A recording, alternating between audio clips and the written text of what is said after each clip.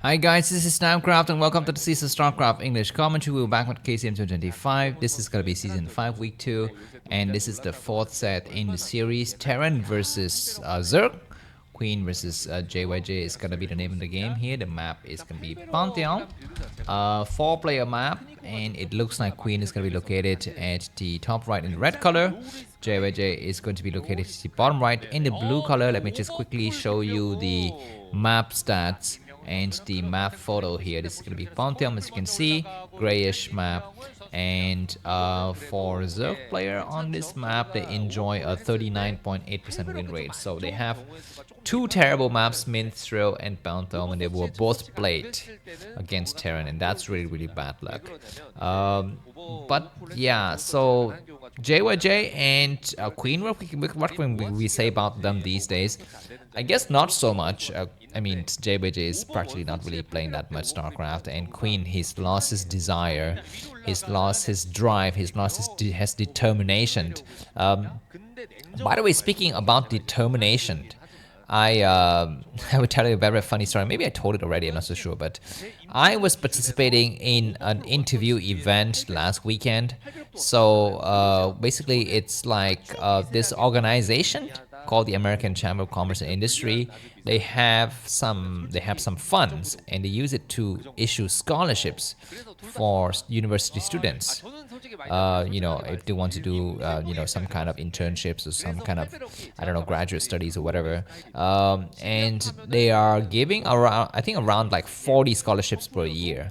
But each year they need to kind of interview and assess the candidates. They have some online tests, but after the online test, they want real people, real professionals, haha, me, professional, to go there and to give these interviews and then to rate the candidates. So I went and rated the candidates, and it was a very funny experience because, as you know, I work as a janitor in my convenience store, and even though I work in a convenience store, I'm still, a manager sort of a person, right? I still manage other janitors in my area. Where are these zombies going? I don't know exactly. Maybe they're looking for some scouting SCVs or some marines, some rogue marines. But anyways, yeah. So it was very interesting for me to see the way that an organization like AmCham, American Chamber of Commerce and Industry, organize a scholarship, and what are the steps required? What are the different parts are required to make this machine moving, right? To actually get it to work. And I get to see the inner workings of how HR and recruiting and interviews work. And, to me, it just seems like the whole process is flawed. It's very flawed because, to assess something like 40 individuals, what they did was they had 10 panels. Each panel will interview four candidates. Each candidate gets an hour of interview. So in a half day, you get the 4 candidates times 10 panels is 40 candidates total. Now, the question is this, right? Because you interview them and you give them a score between 1 and 5. But there's no way to calibrate between panel 1, like my panel, and panel 2, the guy is sitting next to my table, right? Even though for example, I could be really strict and rate my candidates 2, or maybe 1. But why in reality that candidate is more exceptional than the next table's candidate? If the other candidate has some kind of issues, like, oh, I want my candidate to win. For example, the guy in my panel was just saying like, oh, I want the best guy from my panel to win. And I'm like, dude, that kind of mentality is wrong, man. I mean, it's not like he's your son. He's not even like your staff from your company. He's not even like, in Japanese culture, we have something known as senpai kohai, right? Senpai is someone who's like an older person in your industry or in your school or in your company, and kohai is a younger person, your protege, right? So it's not like he's your son or your protege that you have to promote him and make sure he gets ahead in life. He's just a random dude you met there, and you already feel entitled to give him a slot in the scholarship selection process just purely by the fact that you were his interviewer. I mean, that is sick, man. That is that is, I don't know what kind of mentality is that.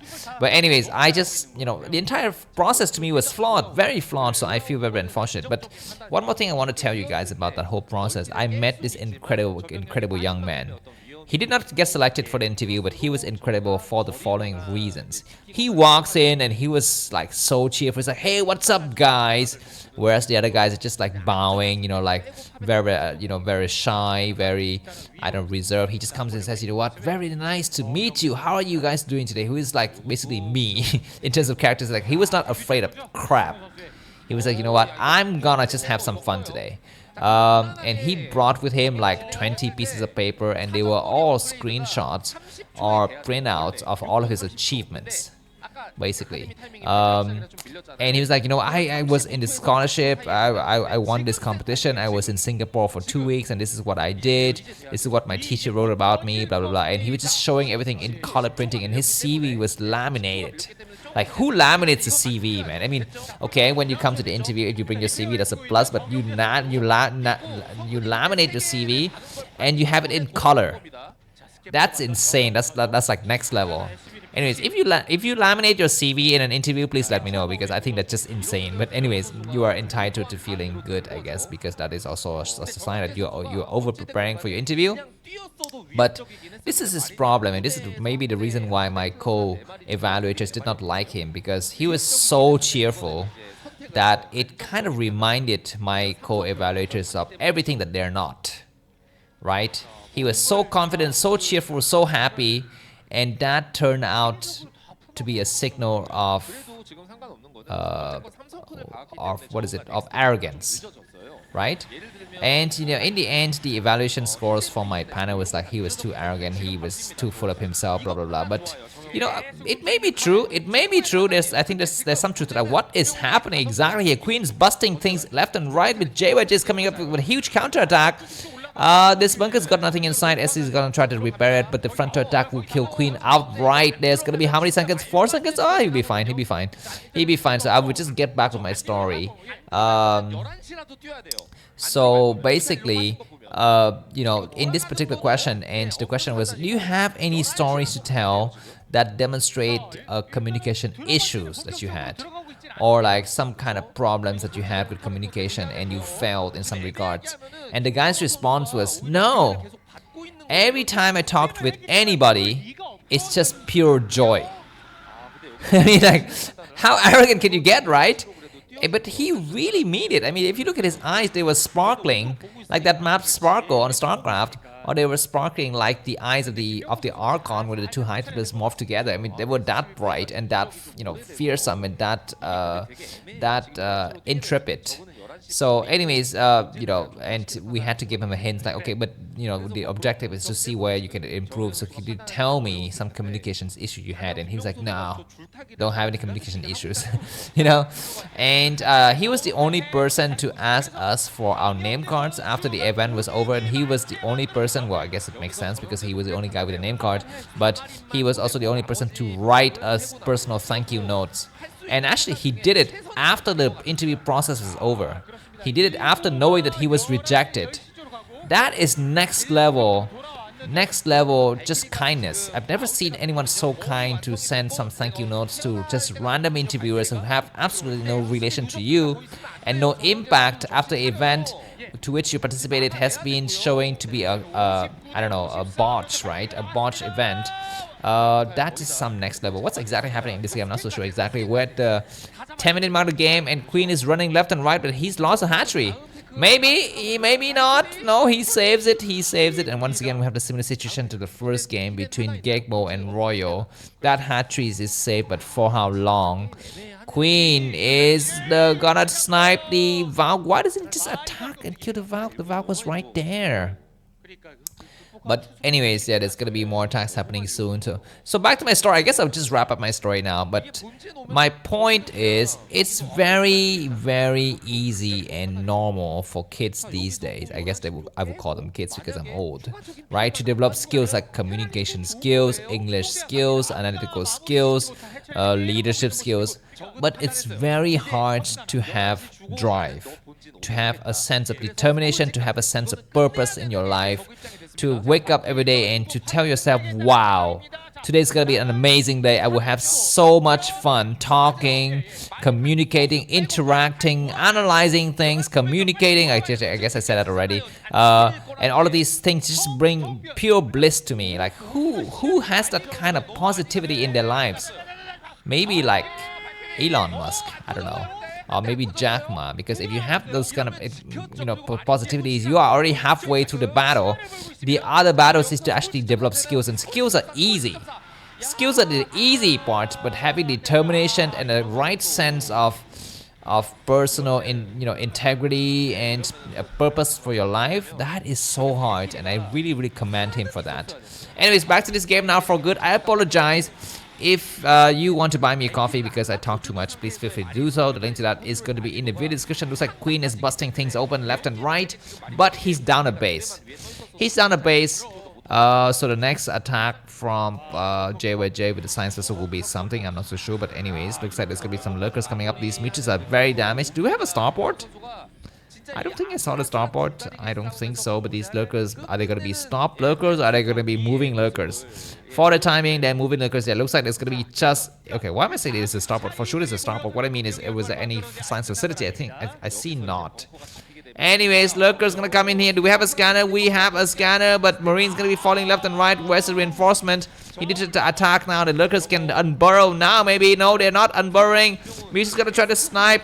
How many lurkers remain? 3 lurkers remaining. The Valkyrie's gonna try to chase the mutuals away. 2 lurkers remain. All of the lurkers are dead, but the number of marines are very low as well. So that's that.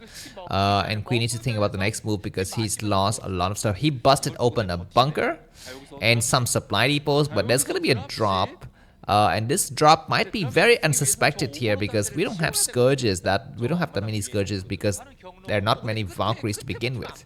So the drop will be to actually do some nice surprise attack here. But behind his Queen's gonna try to retake his base, which is gonna be great here. Looks like the next attack might kill JYJ off before he can actually get his drop. There's a drop ship that reveals itself. The Valkyrie need to fall back in. Nice attack. 1 lurker down, 2 lurker down. He's pushing forward. The lurkers will back up now. I guess the lurkers will get saved. Where exactly is this Valkyrie going? I'm not so sure. But the dropship will just stay there for the time being. Queen 42 supply, JYJ 48. He's making more hatcheries, but he needs the 3rd gas now. Alright, at least 1 Oblot will die. We need to have the science vessels, and we need to have them now because mutualists are gonna be slowly running out, in terms of numbers, and they're gonna get replaced by lurkers. So that's something we need to think about. Anyways, a single marine being very annoying here in the corner. That is forcing Queen to send the entire force back, but behind this we will have a drop. It's gonna be a double-edged sword here. At least there's a Valkyrie to spot. He will scan, he will spot. The lurkers are moving forward. This might be a base trade because there's nothing protecting the front door. Looks like the Valkyrie sees that there's going to be lurkers on the field. And will that trigger Queen to defend? There's going to be a scan. Looks like the Scourge is going to try to chase the Valkyrie here. There's going to be a supply depot. They need to be a base trade now. Looks like double dropship coming in. What is going to be the next move here? He's going to run all of his probes away. He cancel the lair. He's gonna go for the counterattack. Like I said, there's gonna be a base trade. Looks like the Valkyrie lives. The lurkers are attacking. What is supply depot? In barracks? Yeah, everything's gonna fall now. The spire will fall, the Hydroden will fall, but the lurkers will get inside. So at least JYJ will be down to 1 base. Looks like lurkers need to deploy themselves. SCVs will all fall here. Nice attack. So many SCV dead. But what's next? Need to go inside. Yeah, he's gonna go inside now. This game just suddenly got interesting for the wrong reasons. The starport will fall. Do we have anything to spot here? Because there's only 1 scanner. Keep that in mind. Queen can save his expansion because if he can just make a single lurker, that's gonna be enough here. The starport fall before it produces any science vessels. The lurkers will attack the barracks. The barracks will fall. Now the lurkers are going to be slowly crawling forward, and JYJ needs to start to attack his enemy's expansion. Now he's being okay. Looks like he doesn't have the scanner. He will try to kill the spawning pool. He needs to pick up stuff with the dropship and use the dropship to transport his forces and not really walk the ground. But GG from JYJ. That was an insane game, but for the wrong reasons. Buy me coffee. Bye bye.